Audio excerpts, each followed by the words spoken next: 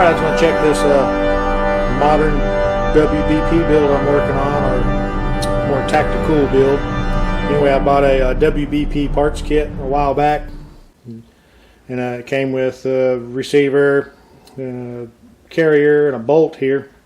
And they're brand new virgin parts, so they should match as far as, you know, modern CNC technology. They should be pretty close. The helix for the lugs in there and on the bolt here.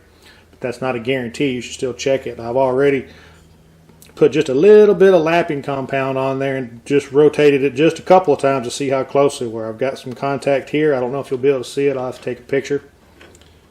And a little bit here and a little on the inside. But you're like, well, how do you keep it straight? Well, I made a tool, this little tool right here, and it coincides with a old carrier I have that I cut everything off, machined it out of the way, so the bolt will just put it in there and check it. You can see some of the compound right there. Lapping compound. See if I can get that out of the way. Like I said, I did just a little bit to see, but what this is, all this out of the way allows me to be able to see the carrier and make sure that my lugs are touching on both sides. I use a pair of magnified visors and verified that they are almost completely touching. I couldn't see really any light in between them. But anyway, this little piece here, you remove strip your bolt and your extractor and everything. This goes in that extractor pocket. That way I can rotate it. It goes in there like that. See, I can rotate that. Rotate it too far, it slips out. But this will allow me to put pressure from this direction against the lugs from the bolt and the trunnion together, or breech block, whichever you want to call it. But this allows it to stay straight, just like carrier would do. Trying to do this with just your hands back here and doing it, personally myself, I'm not going to trust that. Which is why I sacrificed this carrier right here. It really wasn't any good anyway. I'd machined on it trying to do something else and it wasn't going to work. So it's like, I'll never use it. So I just sacrificed. Of course, that's back when you could buy them for 20 bucks. Now they're closer to like $80, $90, $100. So anyway, this old one I cut up so I could see. Even if it's all the way up in there, I can still see. But it keeps this just like the carrier would. So if I'm checking headspace or doing anything, this works perfect. This little carrier here, so I can actually see how far over everything, see all my contact points. But anyway, doing this is how I do it. I put a little bit of lapping compound on here. Just some old stuff we had sitting around the shop. Put it on there, and I can put a little bit of pressure here. And I can work that back and forth, back and forth, back and forth, back and forth. And when I'm done, I can take it out, check everything, clean it all up, you know, get all the muck off of it. And then I can see my wear patterns. And I'll take some pictures. Well, this light really makes my white hands glow even whiter.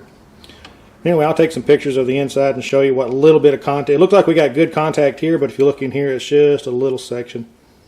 So that lug is twisted that direction just a little bit. It is making contact, but I wouldn't just put these together thinking that, hey, these are brand new parts made on modern CNC equipment, so it should be good to go. You should still check it just to verify that you do have enough contact. Because if I were to put this together without lapping the lugs to the lugs from the bolt to the lugs and the breech block or trunnion here, I'm not saying this is guaranteed, but there is a chance that if I set the headspace, even if I set it tight, which is the better idea for me personally, you build yours the way you want to, but and I go shoot it, put a bunch of rounds through it, it's liable to work itself in a little bit more, and that headspace is liable to loosen a little bit, and it might make it loose to the point to where it's like, it's not ideal. I'm not saying that's going to happen, but just because it's made on modern technology does not mean you're good to go. In my opinion, you should still verify that you are making contact.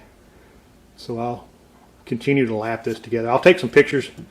I'll take this back down and get the camera in on this end where you can see. I'll take pictures of it if I can get a light in there. It's kind of hard to see, but I figured since this one was new, it had absolutely no wear patterns on it anywhere, since it's never been installed in a weapon, even though it is serialized. That's what's weird.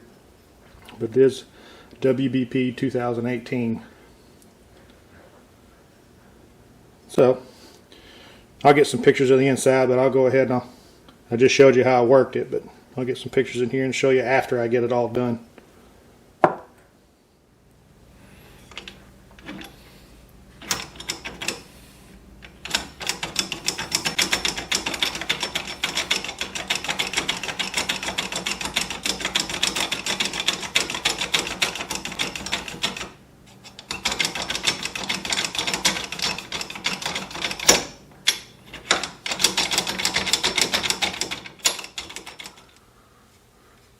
We're just going to have to deal with my hands glowing like they are.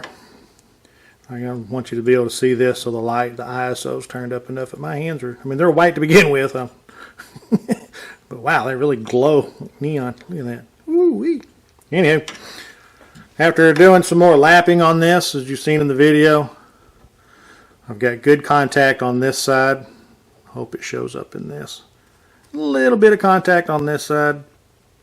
And it's the exact opposite on here. This lug shows it's got really good contact. But if you look on this lug on the inside, which I can't show you right now, I'll show you a picture. It's nowhere near as impressive here as it is on this one. And the exact opposite for this one. This one's not showing a whole lot, very impressive, but the one on the inside is really showing. You might be able to see it here.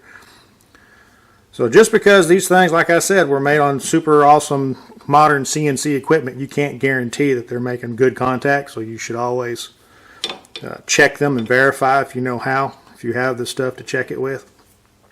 If it's like, say, a parts kit that with matching trunnion and matching bolt, you're probably good to go if it was issued and actually used. Sometimes you're lucky enough to get a parts kit that was built into a rifle, but it was never issued, it was never really used, so the parts look pristine. Well, you might be lucky enough that they contact, so you should check that, verify, make sure everything's touching good.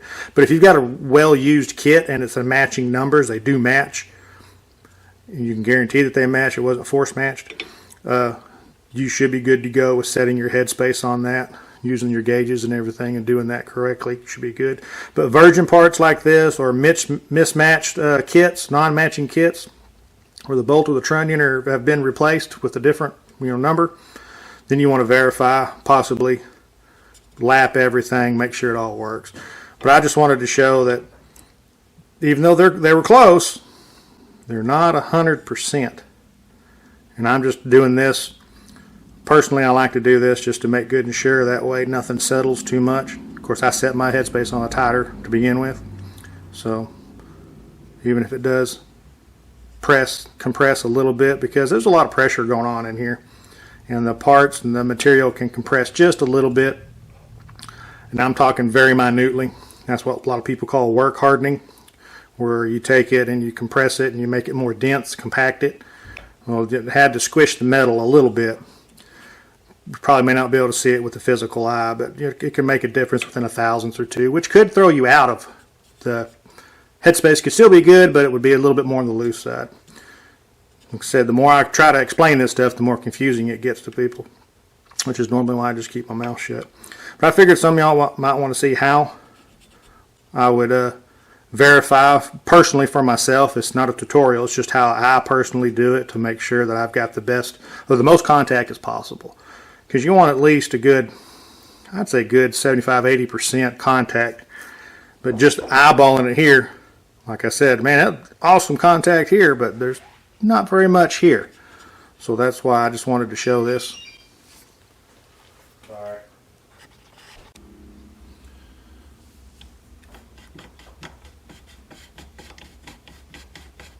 You hear that? That's all, both those lugs making contact with both sides there.